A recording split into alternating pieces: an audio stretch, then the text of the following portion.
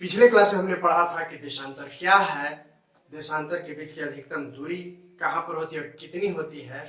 जैसे कि विषुवत रेखा पर सबसे अधिक दूरी होती है 111.32 किलोमीटर, ठीक है। और ये भी जाना था कि सबसे उत्तरी ध्रुव या दक्षिणी ध्रुव पर जा करके मिल जाती है, मतलब वहां जो है दो देशांतर के बीच की दूरी 0 किलोमीटर होती है। इसके बाद हमने जाना था देशांतर का समय के साथ संबंध। देशांतर रेखा खींचा ही गया था इसलिए ताकि समय जो ने बांट सके, ठीक है। इसके बाद हम जाने थे ग्रीनविच रेखा के बारे में कि 0 डिग्री देशांतर जो है वो ग्रीनविच रेखा कहलाता है। इसी का अन्य नाम भी है, जैसे ग्रीनविच मीन टाइम या फिर प्रधान मध्याह्न रेखा, प्रधान या मध्य रेखा, ठीक है। इसके बाद हम जाने थे थोड़ा बहुत अंतरराष्ट्रीय तिथि रेखा के बारे में और जाने थे कि ग्रीनविच मीन टाइम और अंतरराष्ट्रीय तिथि रेखा में अंतर क्या है। ग्रीनविच मीन टाइम जहां 0 डिग्री पर है उस, जबकि अंतरराष्ट्रीय तिथि रेखा जस्ट उसके ऑपोजिट में 180 डिग्री पर है, ठीक है। इसके बाद हमने जाना था कि 0 डिग्री जो जीएमटी है, ग्रीनविच मीन टाइम, वो किन किन देशों से गुजरता है और उसमें 8 देश थे। 8 देश में इंग्लैंड, फ्रांस, स्पेन, अर्जेंटीना, माली, बुर्किना फासो और घाना और टोगो था, ठीक है। आगे जानते हैं कि ये क्यों बनाया गया, ग्रीनविच मीन टाइम और अंतरराष्ट्रीय तिथि रेखा बनाया क्यों गया, इसको डिटेल से जानते हैं।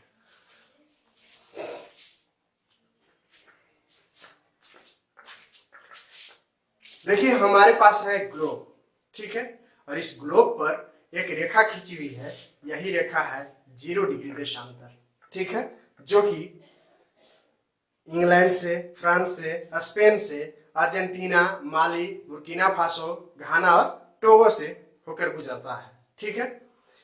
ये जो ग्रीनविच मीन टाइम है, इससे समय का निर्धारण होता है। यहां से जैसे ही आप पहला देशांतर पार करेंगे तो 4 मिनट का अंतर मिलता है। मतलब आप जानते हैं कि पृथ्वी इस तरह से घूम रही है, ठीक है। तो पहला देशांतर जैसे ही सूर्य तो अस्थाई है, जैसे ही आप पहला देशांतर पार करते हैं 4 मिनट पृथ्वी घूम जाती है। मतलब सूर्य के सामने से अगर पहला देशांतर पृथ्वी पार की 4 मिनट पार कर गई, ठीक है। चलिए देखिए, अंतरराष्ट्रीय तिथि रेखा लहरिया कट बाइक चलाने के लिए टेढ़ा मेढ़ा खींच दिया है ताकि आप लहरिया कट आराम से इसे जा सके, थोड़ा मजा आता है ना। लेकिन ऐसी बात नहीं है, लहरिया कट चलाने के लिए नहीं खींचा गया है, इसके पीछे कुछ कारण है। अच्छा, अंतरराष्ट्रीय तिथि रेखा सबसे पहले बनाया क्यों गया, आपको ये पिछले क्लास में बताए थे कि 1884 में इसका निर्धारण किया गया अंतरराष्ट्रीय तिथि रेखा का। तिथि यानी कि तारीख, डेट, और डेट आखिर धरती गोल है तो किस दिन संडे और किस दिन मंडे, सूरज के अनुसार। जैसे सूरज आपके पास सूरज मान लेते हैं आज सुबह उगा तो आप समझ गए कि आज फॉर एग्जांपल संडे है, ठीक है। फिर अगले दिन सूरज उगता है, मंडे है, फिर अगले दिन, इस तरह से आप दिन बदलते जाते हैं, ठीक है। लेकिन धरती तो गोल है और धरती गोल है तो यहाँ तो संडे मंडे क्या, मान लेते हैं यहाँ संडे है तो फिर गोल संडे को ही घूम करके आ जाना चाहिए था, ठीक है। लेकिन ऐसा होता नहीं है, क्योंकि जब धरती की एक ओर प्रकाश होता है तो दूसरे साइड अंधेरा होता है। और इसी आधार पर तो हम इस तिथि को खींचे हैं, इसी आधार पर इस डेट लाइन को खींचे हैं, सूर्य के आधार पर। तो समझते हैं पहले कि ऐसा किया क्यों गया। दरअसल होता यह था कि जब ट्रेन का आविष्कार हो गया तो ट्रेन में गति तो बहुत अधिक थी। मान लेते हैं यहाँ से दिल्ली जा रहे हैं ट्रेन से, ठीक है, या फिर एक काम करते हैं, देखिए हम जानते हैं मैप में कि पश्चिम में गुजरात है और इधर अरुणाचल प्रदेश है। दोनों के बीच की दूरी जो है समय में देखें तो 2 घंटे का अंतर होता है। और मान लेते हैं वहां से ट्रेन खुली, कहां से, अरुणाचल प्रदेश से। वहां से ट्रेन खुली 12 बजे, आ रही है, साथ में सूरज भी घूम रहा, उधर ट्रेन मतलब सूरज साथ में पृथ्वी घूम रही है, तो उस अनुसार ट्रेन तो आते जा रही है और साथ में उसी अनुसार फिर सूरज भी चमक रहा है। यहाँ वाला को मालूम है कि खोलना है ट्रेन 2 घंटा बाद। 2 घंटा बाद जब ट्रेन यहाँ आया तो अभी भी उसके लिए 12 ही बज रहा है। अब ट्रेन यहाँ वाला खोल दिया 12 बजे, इसको भी मालूम है कि सूरज के अनुसार 12 बजे खोलना है। जब समय का निर्धारण नहीं हुआ था तब की बात कह रहे हैं, जब तिथि का निर्धारण नहीं हुआ था। ये क्या कि इसके लिए 12 बजे, जब गुजरात में 2 घंटा बाद 12 बजा, ये क्या किया, ये भी 12 बजे खोल दिया।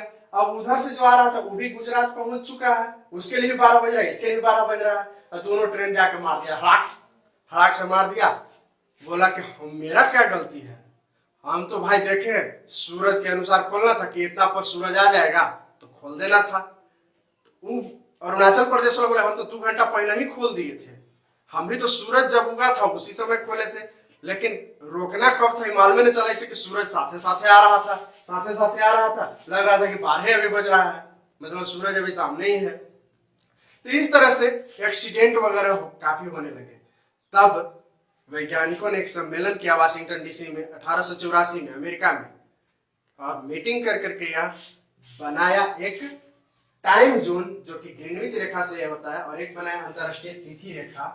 लेकिन जो ग्रीनविच रेखा है वो तो सीधा है, वो तो सीधा है, जो ग्रीनविच रेखा है वो सीधा है, लेकिन अंतरराष्ट्रीय तिथि रेखा टेढ़ा मेढ़ा है।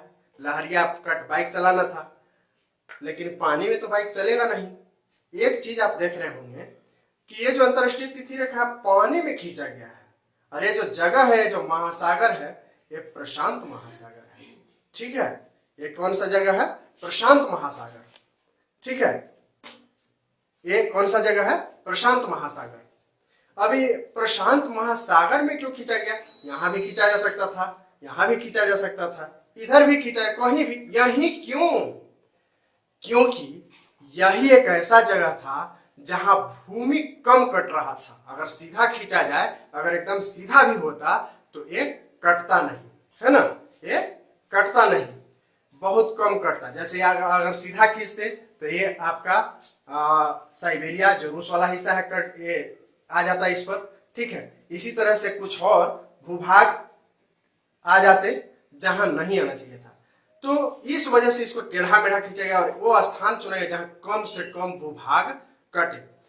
अच्छा, टेढ़ा मेढ़ा क्यों चुना गया? क्योंकि देखिए क्या होता, इसको समझते हैं हम। जिसको हमने ग्लोब पर बनाया था उसी को यहां हमने बोर्ड पर बनाया है। बोर्ड पर देखिए, यहां से सीधा आना चाहिए था अंतरराष्ट्रीय तिथि रेखा, एकदम सीधा आना चाहिए था, लेकिन हुआ क्या है, यहां आकर के ऐसे मुड़ गया। किधर किधर किधर? पश्चिम की ओर, ठीक है। और यह है पूरब। कैसे पश्चिम पूरब उलट गया है इसको हम लोग देखेंगे। दरअसल ग्लोब से समझाएंगे तो समझ में आएगा। पहले आप देखते होंगे कि इधर हम पूरब लिखते थे, इधर पश्चिम लिखते थे, लेकिन अब इधर उलट गया है। कैसे, सो देखेंगे, देख ही लेते हैं, नहीं तो आप गड़बड़ा जाइएगा। देखिए, ये है ग्रीनविच मीन टाइम 0 डिग्री देशांतर, और यहां से इधर जाते हैं तो पूरब, और इधर से इधर जाते हैं तो पश्चिम। अच्छा, ऐसे नहीं आपको समझ में। अब देखिए, अंतरराष्ट्रीय तिथि रेखा बनाया ही क्यों गया? दरअसल धरती गोल है, और कहीं न कहीं से एक जगह से इमेजिन करना था कि सूर्य उगना शुरू हुआ और दिन होना शुरू हो गया। तो सूर्य एक जो 180 डिग्री वाला लाइन था वहां से माना गया कि सूर्य यहाँ पर से उगना शुरू हुआ। और देखिए यहाँ पर क्या है, साइबेरिया वाला क्षेत्र है, ये बहुत ऊपर है, तो यहाँ जल्दी प्रकाश पहुंचता नहीं है, और यहाँ जल्दी प्रकाश पहुंचता नहीं तो रात जैसा हमेशा होता है। अब देखिए यहाँ पर सबसे पहला देश जो मिलता है जापान। सबसे पहला देश जापान, और जापान पर सबसे पहली रोशनी पड़ती है। अगर यहाँ से देखें तो अंतरराष्ट्रीय तिथि रेखा के सबसे नजदीक है जापान, और यहाँ सबसे पहले रोशनी पड़ती है, और सबसे पहले रोशनी पड़ती है, इसीलिए तो इसको कहते हैं उगते सूर्य का देश। मतलब पहला देश है जहां सूर्य उगता है, ठीक है। या फिर इसी को निप्पन का देश कहते हैं, निप्पन कहते हैं, ठीक है। जापानी शब्द है निप्पन, या उगते सूर्य का देश, इसीलिए तो कहते हैं। अब देखिए, इसके बाद अब हम जानते हैं कि सूर्य कहां से उगना शुरू होता है? पूरब से। सूर्य कहां से उगना शुरू होता है? पूरब से। तो यहां तो मानना पड़ेगा ना कि पूरब है, यहां से उगना शुरू हुआ तो मानना पड़ेगा कि पूरब है। अब देखिए, ये पूरब यहां मान लिए, यहां से पूरब अब ये चला, ठीक है, यहां से चला। अब देखिए, ये जब पूरब है, यहां से सूर्य उगा, तो ऑटोमेटिक सी बात है कि इधर पश्चिम होगा। तो ये जब अंतरराष्ट्रीय तिथि रेखा हम बना रहे हैं तो इधर पश्चिम हो गया और इधर पूरब हो गया। अब देखिए, अब इसको घूमते घूमते, ये तो पूरब मान लीजिए, यहाँ से पूरब हुआ, सूर्य उगना उगा, यहां से आते आते आते आते आते ये देखिए ग्रीनविच रेखा तक पहुंच गए। तो ग्रीनविच रेखा से लेकर के और यहां तक पूरब माना गया, कहां तक, अंतरराष्ट्रीय तिथि रेखा तक। ठीक है, तो आपको जब आप मैप पढ़ते हैं तो ग्रीनविच रेखा वाला सामने फेस करके बना दिया जाता है मैप, तो इधर पूरब और इधर पश्चिम हो जाता है। लेकिन अभी हम आपको क्या दिखा रहे हैं, ये वाला हिस्सा दिखा रहे हैं ऐसे। ठीक है, तो अब क्या हो गया, पूरब इधर हो गया और इधर पश्चिम हो गया। समझ गए होंगे। चलिए अब देखिए, यहां पर ये है अंतरराष्ट्रीय तिथि रेखा, यहां मुड़ा हुआ है, फिर यहां पर मुड़ा दो जगह, फिर देखिए यहां पर और यहां पर, इस तरह से अंतरराष्ट्रीय तिथि रेखा 4 जगह मुड़ा है। एक क्वेश्चन पूछता है कि अंतरराष्ट्रीय तिथि रेखा कितनी बार विचलित हुई है, 4 बार। ठीक है, कितनी बार, 4 बार। अच्छा, मोड़ा क्यों गया, देखिए तो अगर नहीं मोड़ा जाता, अगर नहीं मोड़ा जाता तब क्या होता, ये ऐसे आता, अरे ये क्या होता, अलास्का, इधर वो अलास्का जो ये सॉरी साइबेरिया, जो रूस वाला हिस्सा है साइबेरिया, जो एशिया में पड़ता है, ये क्या होता, इस रेखा से कटता। अच्छा, उसी तरह से यहाँ भी क्या होता, अगर नहीं मुड़ता तो इस रेखा से, यहाँ से एक द्वीप है फिजी द्वीप समूह, एक देश है फिजी, बहुत सारे द्वीपों का समूह है। तो क्या होता है, इसका कुछ हिस्सा इधर आ जाता द्वीप का और कुछ हिस्सा इधर आ जाता, होता समस्या। अच्छा, यहाँ पर एक द्वीप है एल्यूशियन, यहाँ पर एक द्वीप है एल्यूशियन द्वीप समूह। ठीक है, जिस पर अमेरिका का कब्जा है, यह है अमेरिका वाला हिस्सा अलास्का। ठीक है, और यहाँ जो द्वीप है वो है एल्यूशियन द्वीप। अब देखिए प्रॉब्लम क्या होता, मान लेते हैं कि ये जो है, यहाँ मान लेते हैं, देखिए यहाँ पर साइबेरिया है और एक कटता किससे, अंतरराष्ट्रीय तिथि रेखा से। अंतरराष्ट्रीय तिथि रेखा से जब कटता, तो जब सूर्य, मान लेते हैं कि वह दिन की बात कर रहे हैं कि सूर्य यहाँ चमकना शुरू हुआ, उस दिन यहाँ रविवार है, तो शुरुआत तो ये यहाँ से हुआ है रविवार से, तो उसके पहले वाला दिन जो इधर अंधेरा वाला हिस्सा है जहां सूर्य नहीं चमक रहा, वो शनिवार होगा, है ना, जहां से चमकना शुरू हुआ, कहीं ना कहीं से एक दिन माना गया, तो रविवार था, यहाँ शनिवार। अब होता क्या कि यहां से मान लेते हैं 2 हस्बैंड वाइफ है, वो नौकरी कर रहा है, तो जो वाइफ की नौकरी है वो ये वाला क्षेत्र में है। ठीक है, टाइमलाइन से इधर, हस्बैंड का टाइमलाइन से इधर। अब परेशानी क्या होता, ये बेचारा रविवार के दिन ड्यूटी करने जाता, उस ओर जाता, कहता आए हैं रविवार से शनिवार में, ऐसे हो जाता है ना। इधर रविवार से क्या हो जाता, ऐसे जैसे आ जाता टाइमलाइन के इधर, और शनिवार में एक दिन पीछे हो जाता है, एक दिन पीछे हो जाता, फिर शाम के आता, फिर रविवार में घुस जाता। ठीक है ना। अब इसके लिए तो ड्यूटी हो गया।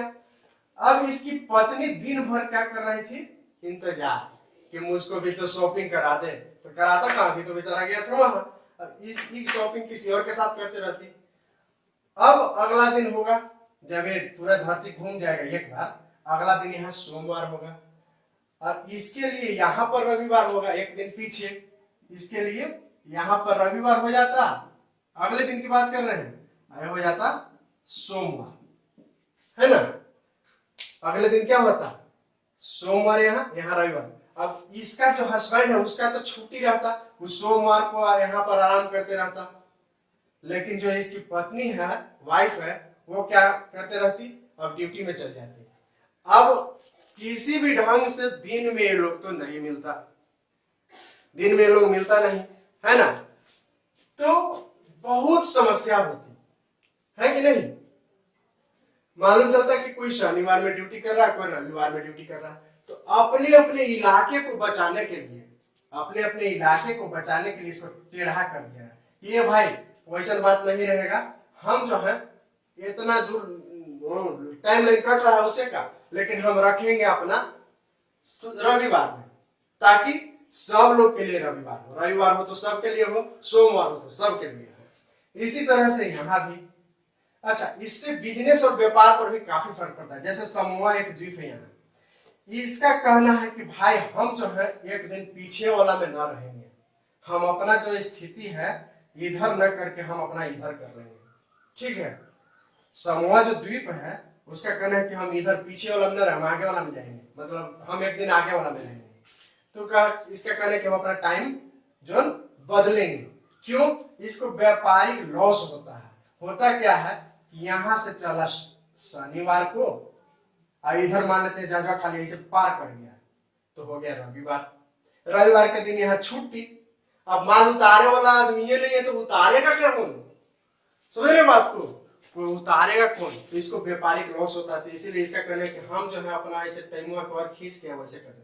देखिए काल्पनिक लाइन है, ऐसा नहीं कि धरती पर ऐसे चूना मारो, ये भाई चलो चूना मार देते हैं ऐसे ऐसे खींच खींच के, वैसे नहीं है। जो लोग अपना जहां तक कर दिया तो ऑटोमेटिक उस तरह से ग्लोब पर बना दिया गया। ग्लोब पर इसको खींचा जा सकता है, धरती पर नहीं खींचा जा सकता। पनिया में खींच दीजिएगा, नहीं? बात करते हैं। चलिए देखिए, हमको लगता है कि समझ गए होंगे। अच्छा, ये जो है आर्कटिक महासागर में है, ये जो टाइम अंतरराष्ट्रीय तिथि रेखा आर्कटिक महासागर में है। इसके जस्ट नीचे है बेरिंग सागर। ये जो अलास्का और साइबेरिया वाला भाग है ना, इसको कहते हैं बेरिंग जल संधि। मतलब दो गो बड़ा जल वाला हिस्सा को, इधर आर्कटिक सागर, इधर बेरिंग सागर। ऐसे तो पूरा प्रशांत महासागर, देखिए ये महासागर ही सागर है, सागर महासागर में अंतर है। तो ये महासागर ये है बेरिंग सागर। अब ये पूरा प्रशांत महासागर है, तो प्रशांत महासागर का छोटा सा हिस्सा है बेरिंग सागर। कौन सा? बेरिंग सागर। अब देखिए क्या होता है, ये जो बेरिंग सागर है, ये जो बेरिंग सागर है और ये आर्कटिक महासागर है, ये दोनों बड़ा बड़ा जल संधि है। ये दो भूभाग को अलग करता है और उस जल संधि के नाम है बेरिंग जल संधि, ठीक है। कौन सा? ये यहाँ जो ये हिस्सा देख रहे हैं इसको कहते हैं बेरिंग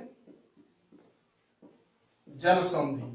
तो क्वेश्चन आपसे क्या पूछेगा कि कौन सा ऐसा जल संधि है जो अंतरराष्ट्रीय तिथि रेखा के समानांतर है? तो देखिए यही तो है, ये अंतरराष्ट्रीय तिथि रेखा आ रहा है ऐसे सीधे, और ये वाला भी बेरिंग जल संधि है, तो इसके समानांतर है ना। और ऐसा कोई जल संधि नहीं है जो इसके समानांतर है, क्योंकि बाकी सब तो समुद्र में है, महासागर में है।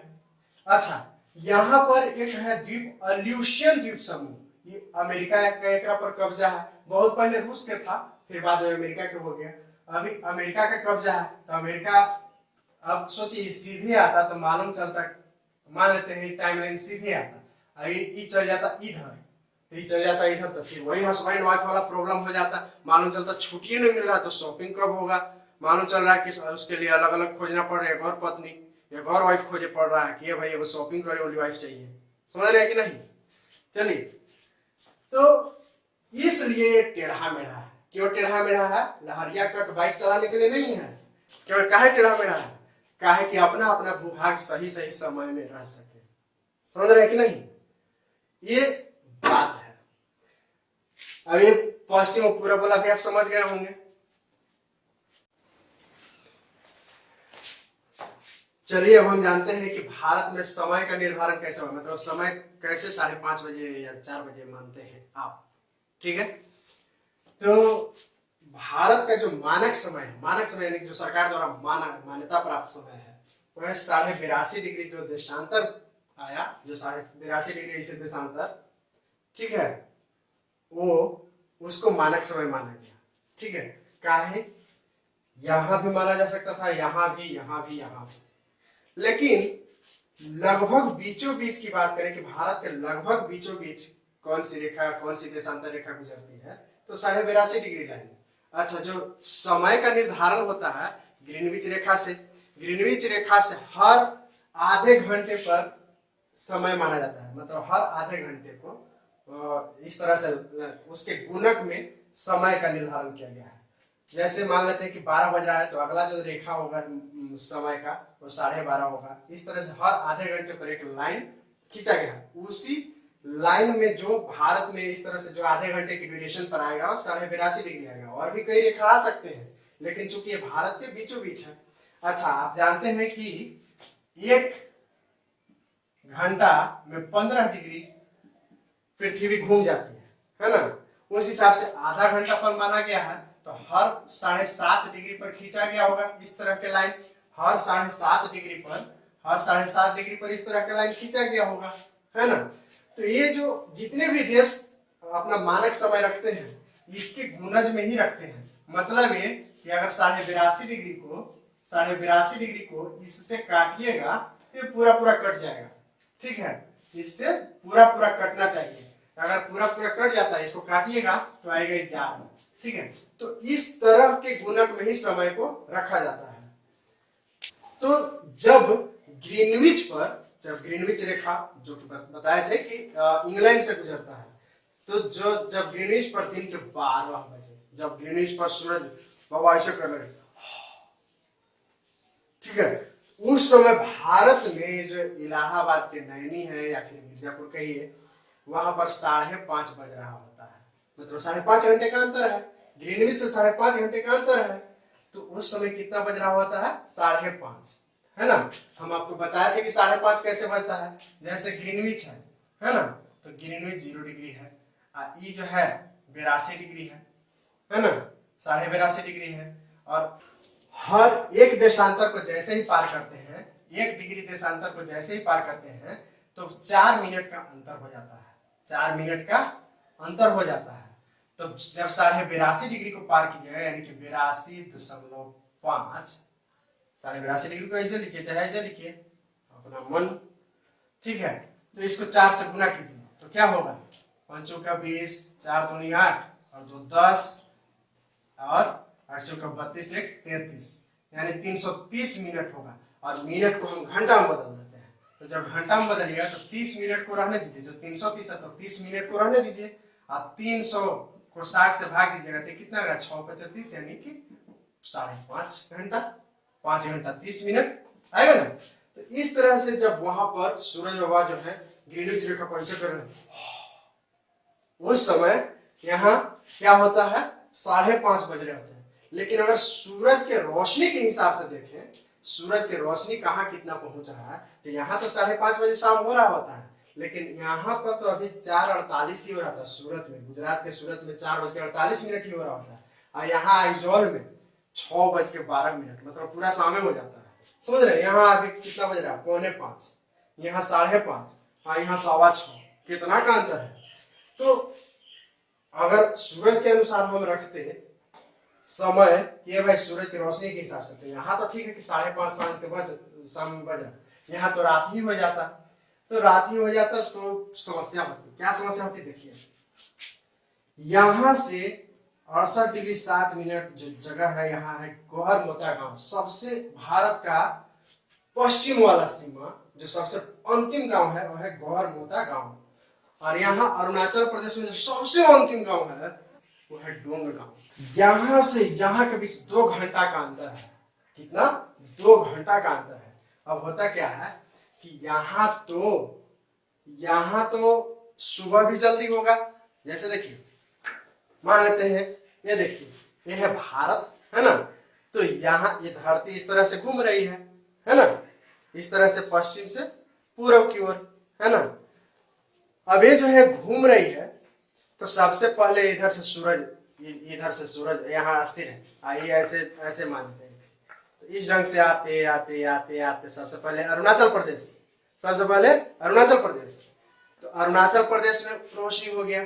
यहाँ क्या होगा? मान लेते 4 ही बजे रोशनी हो गया, तो 4 ही बजे क्या होगा? मुर्गा कुकड़ू करने लगेगा, सबके नींद हराम कर देगा और लोग जग जाएंगे, ठीक है। 4 बजे से लोग अपना काम धंधा शुरू कर देंगे। यहाँ क्या होगा? 2 घंटा बाद 6 बजे दिन होगा, 6 बजे यहाँ 2 घंटा बाद लोग उठेगा। अच्छा, यहाँ रात पहले हो जाएगा, चूंकि दिन पहले हुआ है, 2 घंटा पहले ही रात हो जाएगा। यहाँ अभी लोग दिन में भी किताब ऐसे पढ़ते रहेंगे, अरे एग्जाम आया है, कितना निकालना है ना।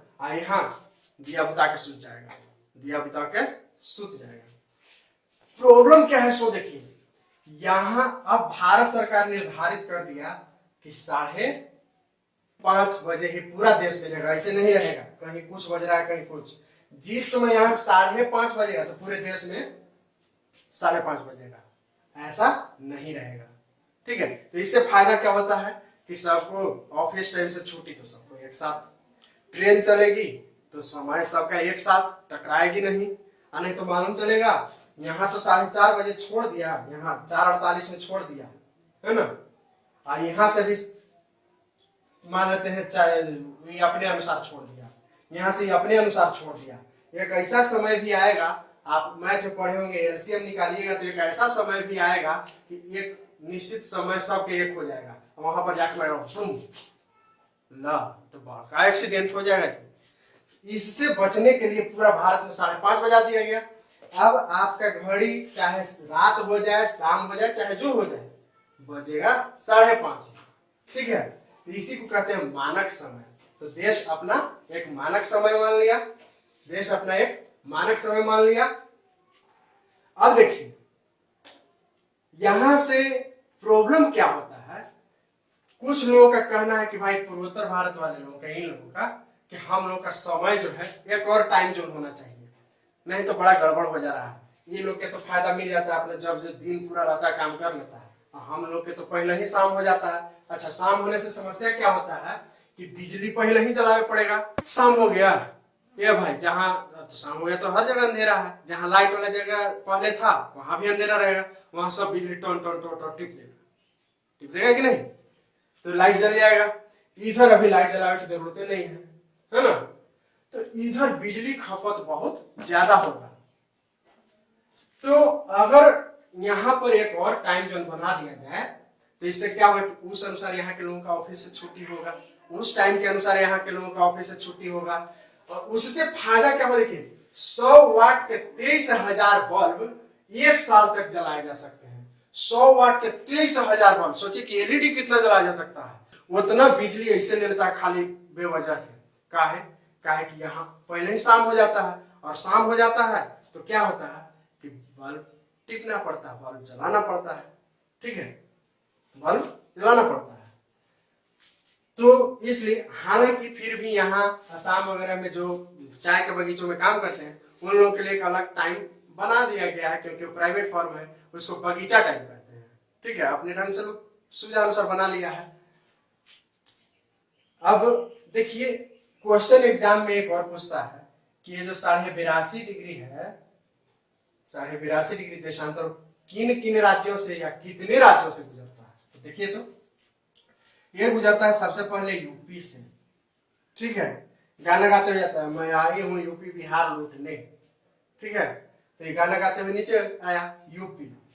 ठीक है, यूपी, लेकिन बिहार ना लूटती है, यूपी लूट के आगे फिर मध्य प्रदेश में एमपी, यूपी के बाद एमपी, है ना, यूपी के बाद एमपी, उसके बाद छत्तीसगढ़, कौन सी, छत्तीसगढ़, उसके बाद उड़ीसा, उसके बाद उड़ीसा, इसके बाद आंध्र प्रदेश, आंध्र प्रदेश, है ना। तो कितना, 5 राज्यों से 82.5 डिग्री, 5 राज्यों से 82.5 डिग्री देशांतर 5 राज्यों से गुजरती है। पूछे क्वेश्चन, 82.5 डिग्री या फिर भारत का मानक समय रेखा कितने राज्यों से गुजरती है, 5 राज्य, है ना। कौन कौन राज्य दे देगा कि इनमें से किन राज्य से नहीं गुजरती है, तो याद रखना पड़ेगा कि कौन राज्य से गुजरती है, यूपी, एमपी, छत्तीसगढ़, उड़ीसा, आंध्र प्रदेश, है ना। अब देखिए इसके लिए हम आपको एक ट्रिक बताते हैं, याद रखिएगा, ऊ मछुआ, क्या याद रखिएगा, ऊ मछुआ ना, ऊ मछुआ, ऊ मछुआ याद कर, सब उल्टा पलटा आप लोग दिमाग में तुरंत घुसा देते हैं। ऊ मछुआ नहीं, ऊ मछुआ, यूपी, उत्तर प्रदेश, है ना, उत्तर प्रदेश, मध्य प्रदेश, छत्तीसगढ़ और उड़ीसा और आंध्र प्रदेश, वो मछुआ, यही तो है। इस तरह से अभी आप देखिए आपका देशांतर रेखा संबंधित सारा जो भी पूछा जा सकता था एग्जाम में, इसके अलावा एक्स्ट्रा फैक्ट्स भी हमने बताया है, वो सारा मैंने बता दिया है। अब इसके आगे हम लोग अगला चैप्टर पढ़ेंगे। ये कुल 6 क्लास हैं। अगर सभी क्लास को आप पढ़ लेंगे, अक्षांश और देशांतर बहुत ही इजीली आपको समझ में आ जाएगा। अब अगले क्लास में देखेंगे इससे संबंधित प्रश्न। इससे संबंधित हम आपको प्रश्न करवाएंगे जो लुसेंट और भी कई किताब से होंगे, ताकि आप जो भी चैप्टर पढ़े वो परिपूर्ण हो। ठीक है, मिलते हैं फिर अगले क्लास में। आप कमेंट में हमको सुझाव दीजिए या फिर शिकायत कीजिए। ठीक है, हमारे चैनल को सब्सक्राइब कर लीजिए, क्योंकि आप जब सब्सक्राइब करते हैं और हमारे व्यू बढ़ते हैं तो हमारे हौसला बढ़ते हैं। अगर आपको लगता है कि हम आपको बेहतर ढंग से एक्सप्लेनेशन करते हैं, बेहतर ढंग से पढ़ाते हैं, तो जरूर सब्सक्राइब कीजिए और लाइक भी कीजिए और कमेंट भी कीजिए। थैंक यू, धन्यवाद।